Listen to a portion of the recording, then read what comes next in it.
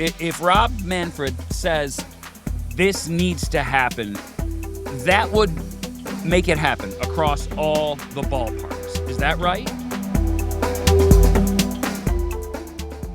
Hey, hello, everyone. Thanks for coming back to another recording of Foul Ball Safety Now Talks. I'm Jordan Scott, founder of Foul Ball Safety Now. I'm with Brianna Ludwig. We'll be having a guest very shortly. Before I bring on our guest, what I'd like to do is give everyone just a little bit of a brief on how foul ball safety came about. We started back in 2019 when I discovered something as a baseball fan, which was very troubling. It was a little child that got hit by a line drive, which we saw on national news, which the whole country saw on national news. And at that time, I found that to be very disturbing and did a lot of research at the time and felt like I could be a leader in this conversation because I didn't think anyone was really taking this conversation on. So I found somebody through a lawyer connection that I knew in Washington, D.C., who put me in touch with a gentleman by the name of Brendan. And Brendan, who's an investigative reporter, journalist, he's been with me for 6 years. And up until just now, we are continuing to produce news and documentation and interviews and new head-scratching information all the time about the status quo on how business as usual is being done in professional ballparks. Brianna's been with me for about a year. She's terrific. She's been doing research and communications. She's been part of these recordings with me for the last 3 or 4 months. These recordings are very exciting because we're going to be meeting interesting guests that are sometimes discovering this issue for the first time just a few days ago. And then they're able to come to us in a few days and lead a conversation, curiosity about the issue. So it's very exciting. We're at the end of the year. We're in December. We're just off the World Series for about a month. And if people haven't seen my website, there are some really interesting links and news, which we're in the middle of discussions right now. The Shohei Ohtani vulnerability when he hits a line drive down the line in the World Series. And for a split second, some humanity showed you could see a reaction of him potentially. He just thought he may have hurt somebody seriously. So that was very interesting and telling. And then we had a situation in Seattle maybe a few weeks earlier during the playoffs when bat gets over the net and the whole country got the chance to see a bat coming into the over the net in slow motion.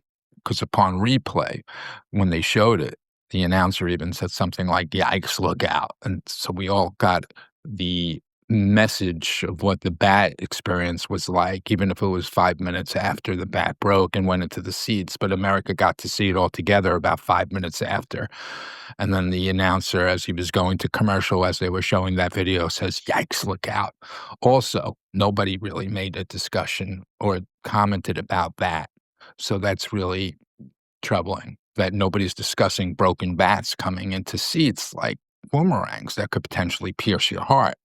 I'm not sure why, not nobody reacted, but they kind of presented this conversation to all of us on a silver platter. So we're still all like not having this conversation, but I think we will.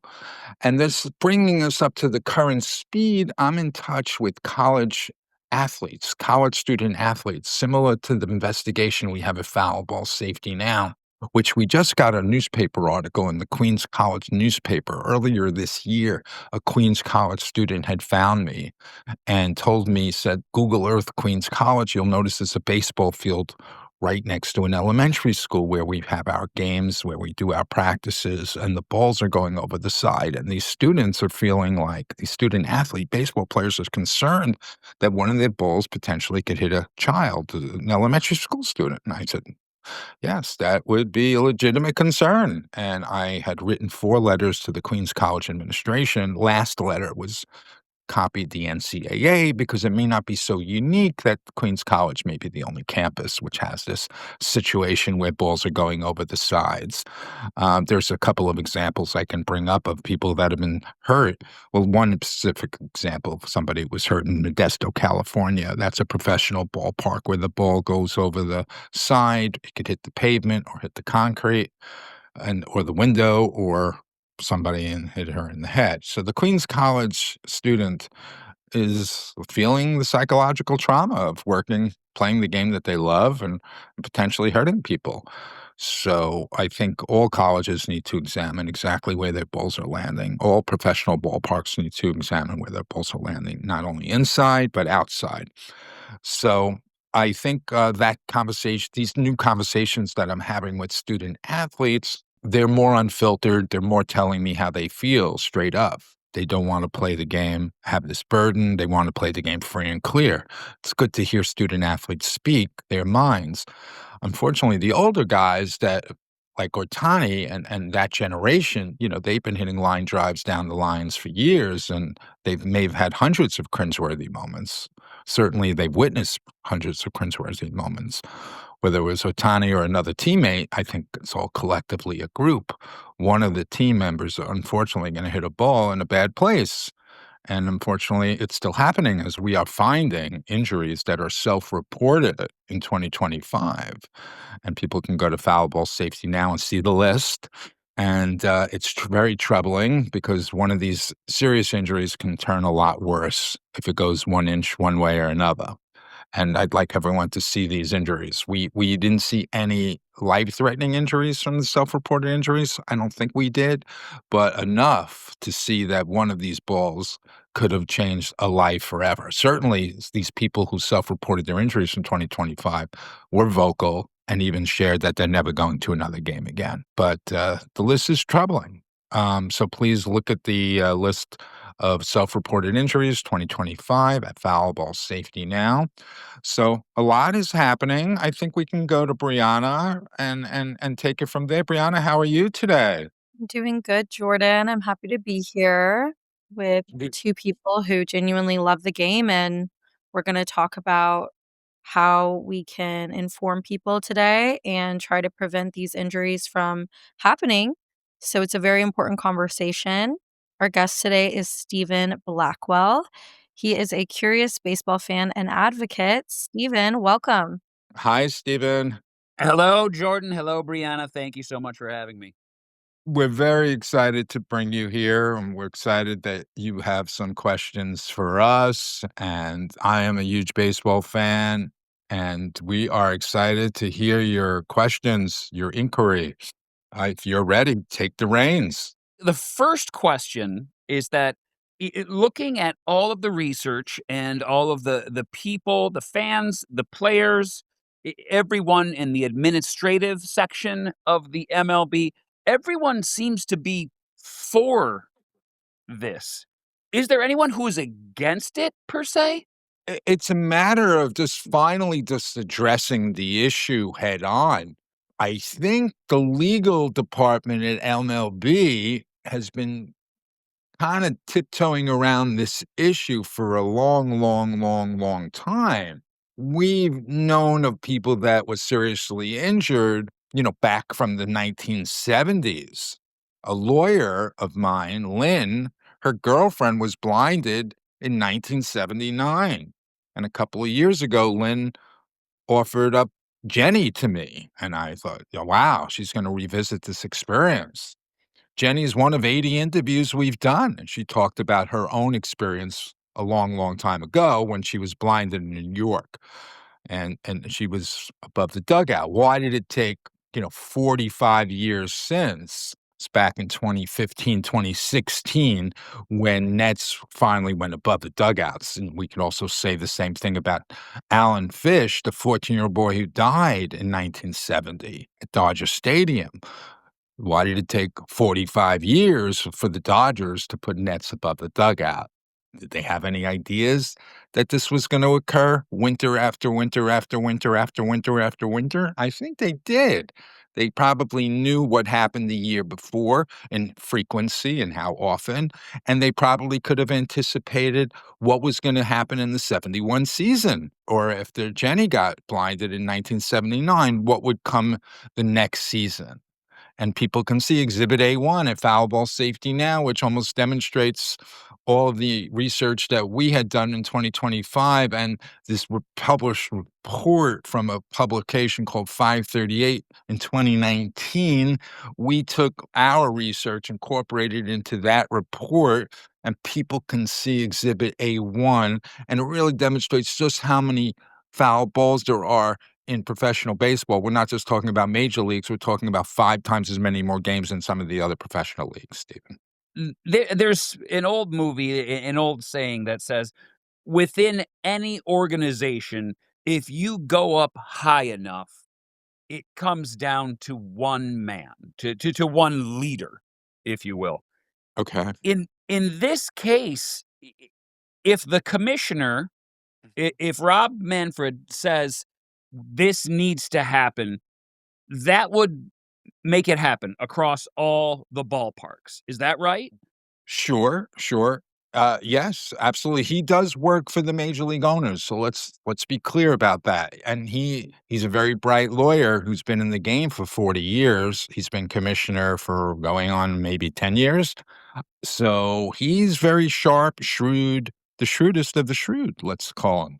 So only signs of extensions or upgrades that he said publicly were in 2019 and 2022, but they fall short, and people can see some of those press conferences and some of those quotes. Inevitably, we want the general public to know, people like Brianna who are parents of young children, to know before they go to the game exactly where they can sit. Unfortunately, Brianna can't tell her friends and her circle of friends and her kids to plan a day at the ballpark. She wouldn't be able to do that in good faith because most of the ladies or guys or the families that she'd be inviting would be in the dark. Brianna's not in the dark anymore. She's in the light. She's been exposed to this issue, and baseball is not able to do that. They do have signs when you get there, Stephen. They may even be a sign right by your cup holder that warns you, be careful of a foul ball. There may even be signs that are announced and very loud, pay attention. But Stephen, the last I checked, Brianna, myself, all of us, we're not superheroes. We're not action figures. We weren't meant to defend these balls. And when you see the hundreds of thousands of foul balls per year, check out Exhibit A1, Foul Ball Safety Now, you'll almost conclude to yourself, why the hell are we here? So I think that's what we need to finally do and acknowledge. No more, statistically speaking, the majority of fans would never, ever get hurt. I don't want to hear that anymore. I want Brianna and other families to be informed 1,000% that come on down, it's totally okay. That never was, Stephen. That was never part of the marketing plan. Which brings me to my next point, Uh-huh. which is when you buy a Major League Baseball ticket, Mhm. is it implicit or even explicit that you have ceded your rights? CEDE, your rights, that you give up your rights? Yeah, okay. Yes, for more or less it has been, but on the hard ticket, where was that? It was on the micro print on the back of the ticket, And and that's nobody took it what out you're with a saying with this. magnifying glass, and it really never sparked a discussion about what are we really doing, right? If it's left in microprint, it's almost not there. Who looks at that? What family is going to sit around the table and take out a magnifying glass while preparing to go to their game? Now you can't even see that because it's on an e-ticket. You got to go search for those things. And then they pluck you down in your seat and you're already there. Where are you going to go? What are you going to do? So with the 3 that I know that are, arguably the most famous, Linda Goldblum, Alan Fish, and Wendy Whitehead, Right. with those specific 3 cases, were there any repercussions that they brought about against the MLB? Yeah. I don't think Alan Fish and his family got very far. I'm not that familiar with that case. With Linda Goldblum and Irwin has been great. He's participated in 6 or 7 of our virtual experiences with that meant media came and questions were asked, but he wasn't really able to talk about the details of the settlement on whether the family got a financial sum or and how much what that was. He has not been very vocal other than with me, because I haven't seen any publications too much.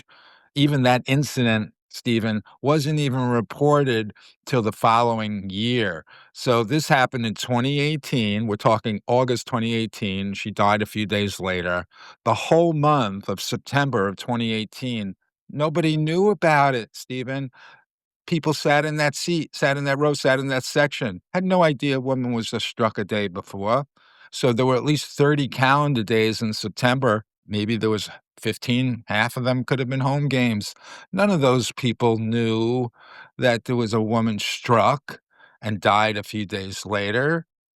Why is this information not getting out there? Brendan and I have interviewed victims of 3 people who've been blinded. 2 of them we spoke to directly, 2 who were blinded in one eye, and another gentleman who was blinded in Pittsburgh. I spoke with his son on the telephone. So it's terrible. It's terrible. We do and we know concussions and injuries, it's gonna continue unless we finally have an independent netting council, Stephen, and finally comes in and finally tells Brianna, calls her directly and said, You're no longer in the dark. There's no ambiguity. You're here because we told you to come here, and we got your back. Bowie and everyone are gonna have a great time."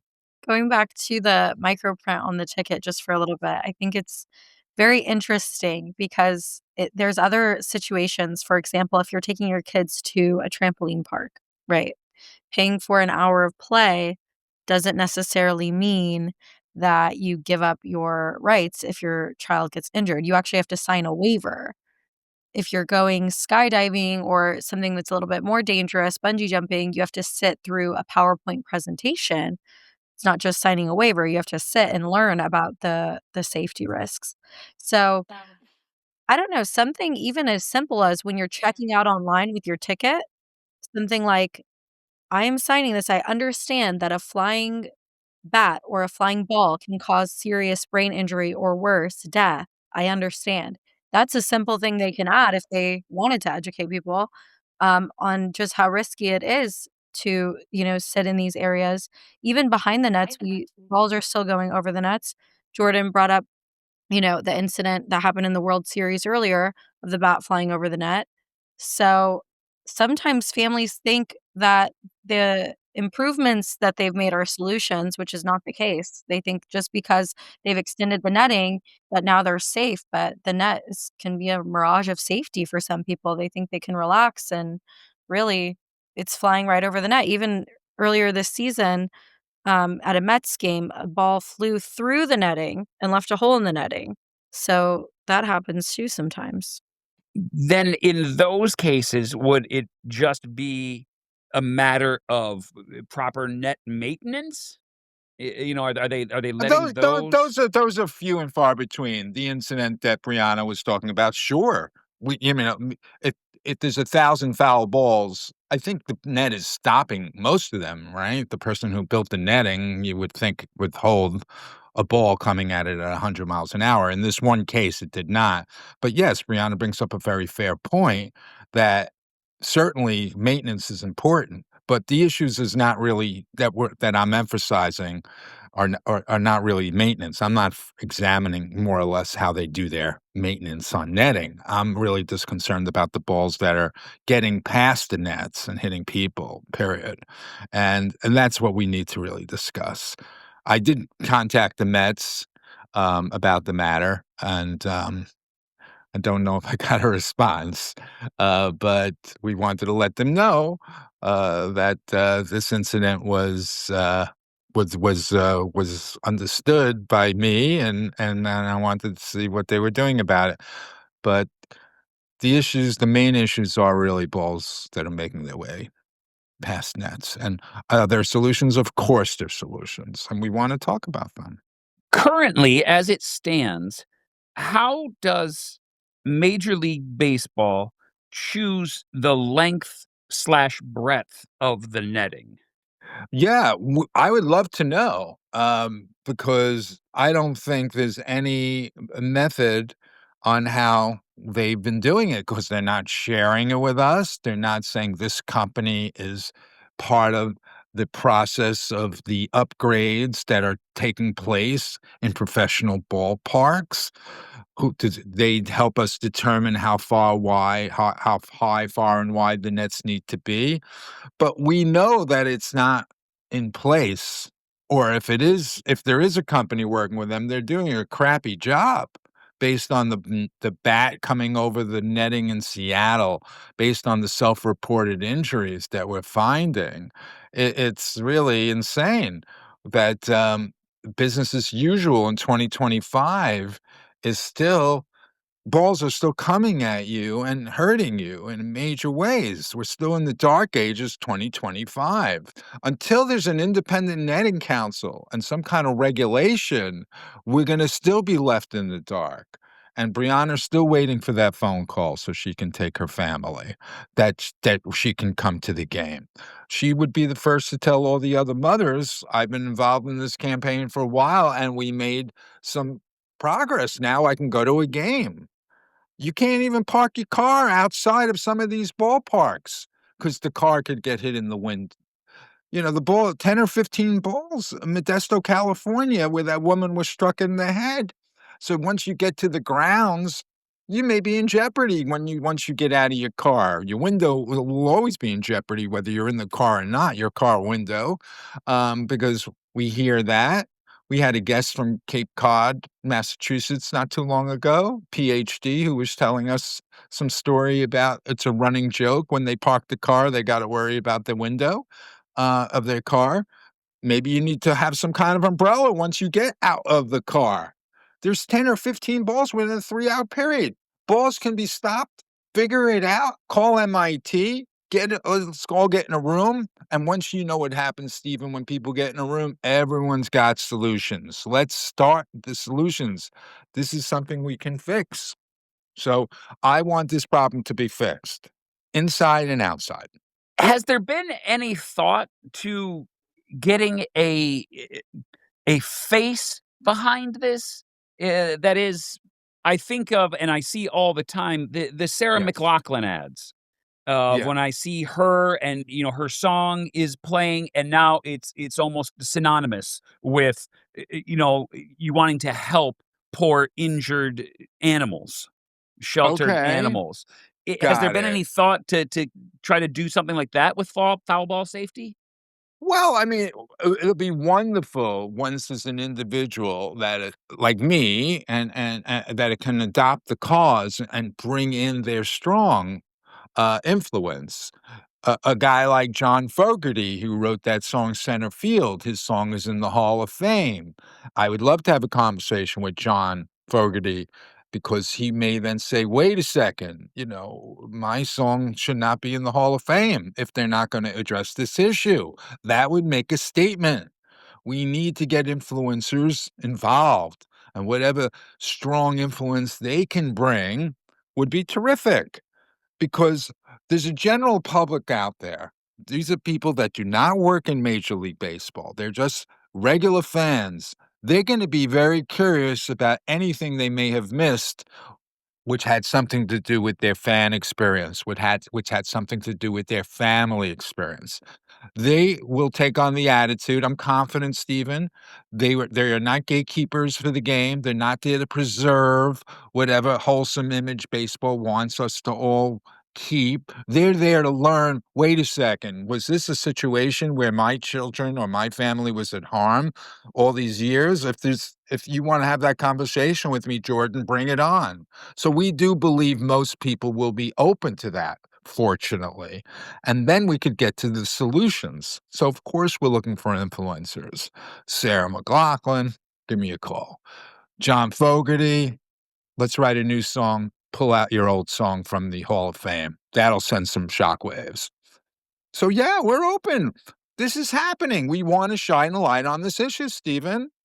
It's time. And it's a lot here, but it's great that I have people like Brianna and Brendan who are dedicating their part time to this issue where they could be doing other things in their spare working time. It's very, very nice that they're dedicating their time to this. You brought up before the Yeah, idea of an independent netting commission. correct. Is that something that has to be ordained by the MLB I mean, if it's going to be independent, it makes me think that it will be outside of the MLB. So what's to Mhm. stop a general contractor from getting the schematics, the blueprints of these stadiums, doing the mathematics and putting the equations in to say, okay, if it's this high and this wide, the netting needs to be, so and so and so and so. What's stopping that from happening? Nobody from MLB is looking to bring in any kind of independent netting council or any kind of regulator. We want people to pay attention to this issue. We want agencies to discover this issue and then finally come out and say something like, we should have heard about this long ago. There's no way we would allow these groups, these children to come to the games. Brianna brought up an interesting point earlier about consent, that all of these particular activities require signatures. I'm wondering, in this specific case with baseball, once that became a reality, that people came to the games and understood that a 100-mile-an-hour ball may be coming past them at any given time, would these agencies allow these parents to sign on behalf of their kids? Because that would raise an interesting question. That's something that the lawyers would have a good time talking about. We know Exhibit A, that 5-minute horrific video that was put together by ESPN in 2019. I think once a judge saw that video, they would probably say 18 and older. That's just my opinion. Not a lawyer, but the judge would probably scream at the parents saying, "Well, if you want to flirt with danger or death, go ahead.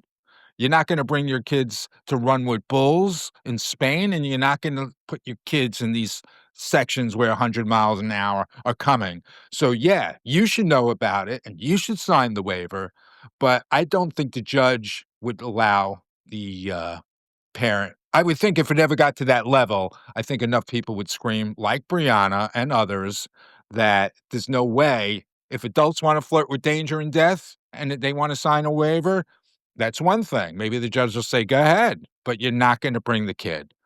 There's still 30 to 40 cities in America, Stephen, with no netting past end of dugouts 6.5 years later after that video disturbed the world. Unfortunately, that did not move the needle enough, Stephen. Even on ESPN, even 700,000 views and 4,000 comments from that video, right? It's a lot. Good way to start a conversation with that type of engagement, 700,000 views and 4,000 comments. Unfortunately, 80% of those comments were kind of knucklehead sports fans, still blaming fans. So if you could read through those comments, people, just Google the video. But that engagement isn't really happening anymore because the video only lasted a little while on the air, and the engagement died or slowed down to a crawl. So, I just think we're raising some good questions here. We need these town halls. We need these influencers, individuals, agencies. Here it is, people. We have all the information you need that you're going to scratch your head and it's going to bleed. Your scalp will bleed because you will not stop scratching. That's what you will learn at Foul Ball Safety Now. I'm confident about that. Mentioning the video, and you did say it Yes. moved the needle a little bit. I guess the It the moved the biggest needle at the questions. time, but nothing had happened. That was back in 2019. Maybe a few months later, the engagement went to 0 because ESPN, who probably has a big contract with MLB, may have gotten a phone call, and MLB probably said something to them like, "Hey, guys." We work together. We have contracts. We're doing billions of dollars of business together. You're scaring our general public. Don't show the video anymore. If that video was on every week for the last 6 years, a lot of things would have been a lot different. I just think the general public hasn't gotten this epiphany of awareness of what we've been experiencing at Fallible Safety Now, which is head-scratching information. Which leads me to the next question, which is what can we do now to move the needle further and to put it more omnipresent in the public's eye? We meet people lately all over the country, and I say you need to examine what's happening at your ballpark and understand that there's no free ride at the game. Even when you get to the parking lot, there's no free ride.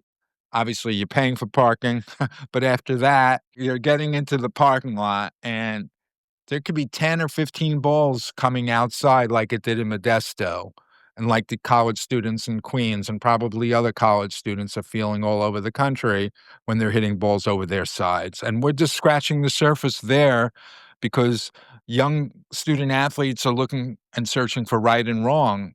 They're still developing their proper permanent ways of how to conduct their life. And they're searching and they're uninhibited, they're unfiltered, and they wanna tell me that they're feeling stress. I wanna hear about it. 20-year-olds who play college baseball should not have to worry about hitting balls and hurting people. They should be able to play the game free and clear. Unfortunately, the 30-year-olds who've been doing it for so long, they have kind of thrown in the towel on this issue and not really have addressed this as a union. I'd love to get into all of the, supposed collective bargainings over the last 20 years because I heard this issue had come up before by the players union. But how about the players union saying something like our rank and file doesn't go to the game and hit, we're not going to go to work and hit balls towards babies' heads anymore. We're not going to do it. How about that as a non-starter? The Nets would have been up. And again, Stephen, there's still 30 to 40 cities in professional baseball that still have no netting past end of dugouts after that horrific video aired in 2019, 6.5 years later. It's horrific. It's terrible. So we're just going to put this writing on the wall. That's what we do, Stephen. We're excited that we're meeting new people all the time, and we're excited that you're being with us today. And I think a big thing that will move the needle is just educating people and maybe to the point where it starts affecting ticket sales. I know that families are a huge consumer of baseball. They have a lot of themed nights that are aimed at children. They do a lot of their marketing towards this family-friendly atmosphere. So, if enough people were educated, and not just educated, but let's be real, also protected because, knowledge is power and I choose not to bring my child just because it's not worth it to me. I know too much, and I believe that I'm protecting him by making that decision, and I think a lot of mothers and parents would feel the same way if the information was actually laid out before them, and so once it starts affecting maybe the ticket sales, maybe that will actually cause some change and start moving the needle because a lot of people have been seriously injured and their livelihood has been taken from them. We discussed the 3 people who have even died, and it hasn't been enough, sadly, to create any major changes. So, hopefully, just educating people will help protect them. It makes me think of a John Lewis, who helped organize the March on Washington with Martin Luther King, and he once said, "Never, ever be afraid to make some noise and get in good trouble, Right. necessary trouble." Do you think that would have any cachet with this? And I do mean to exactly what he's saying, to make some noise, to Sure. almost cause a scene, but for the right reason, for like get in good trouble, because as Brianna is saying, like it the education is out there, you can find it, but if it's not in people's faces, it feels to the point that we're even talking about this, that it exists, nobody's paying it much attention. Would good trouble, good noise help the cause? And in what form? I've adapted my lifestyle knowing that I'm going to stay the course and make sure that there are solutions. I'm either going to pass on the torch to a bigger entity and says, "Hey, Jordan, Brianna, Brendan, go find some other things to do. Watch what we do with this issue." I would be thrilled like no other, Stephen. I would be like my 6 years of work has now finally gotten the right influencers, the right group, the right individuals. This costs me money every week to produce news and keep up with this madness. But I'm glad I'm doing it because people are finding us on Google, attorneys, victims. We are serving a purpose here. Eventually, people will read all about this madness because I'm confident there's 100 million baseball fans who just didn't have really any ideas of what was really happening and how business as usual is being conducted. So I'm confident eventually we'll have all of our stuff packaged and weaved into a book or a book series of ways to deliver the messages. But we want to deal in the present. We want this issue to be fixed. So I have to stay the course because there's fire in the theater right now, and I'm going to stay the course. So I'm making noise. It's good noise because I found something to do. This is the land of opportunity, right? Well, this is my opportunity. And because I have to stay the course with this, there's plenty of things we could probably all be making good noise about. And this is what I'm making noise about. So it's exciting. I guess the last thing that I have to say, and I think it would probably be the same kind of question that probably a lot of the listeners have, is that I, as Stephen Blackwell, I'm one person.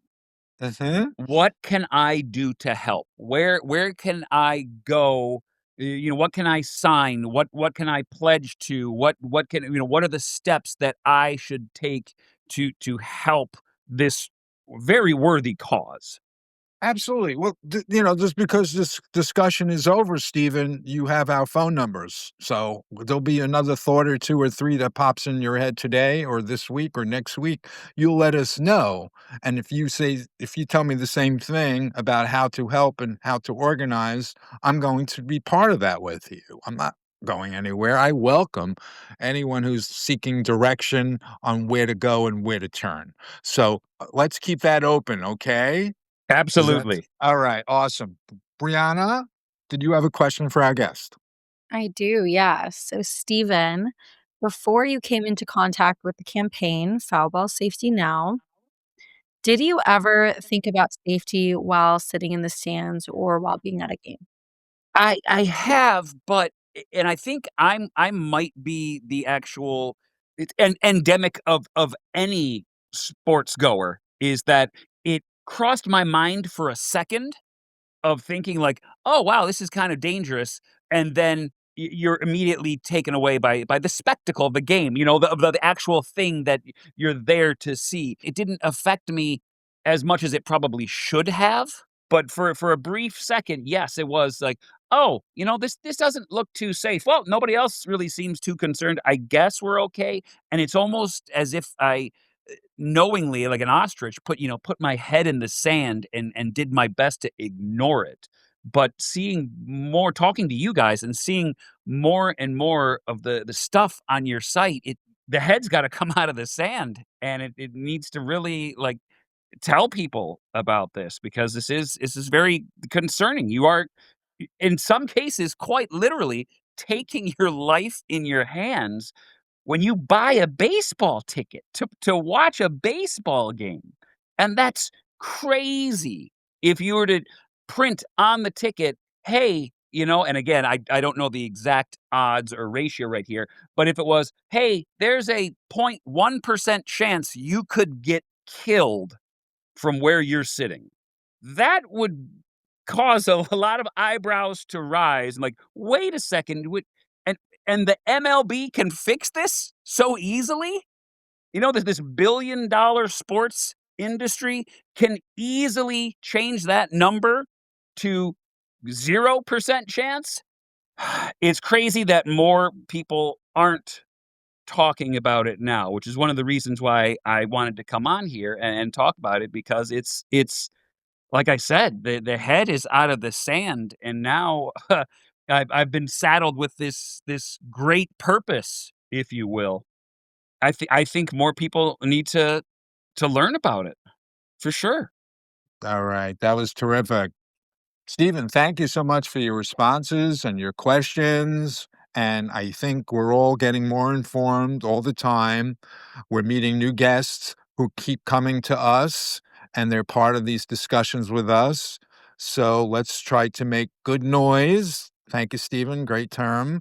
And we will continue to do that at Foul Ball Safety Now. Brianna, great job always. And I think we'll do it again soon. So thank you, everyone, for joining, and we'll talk soon.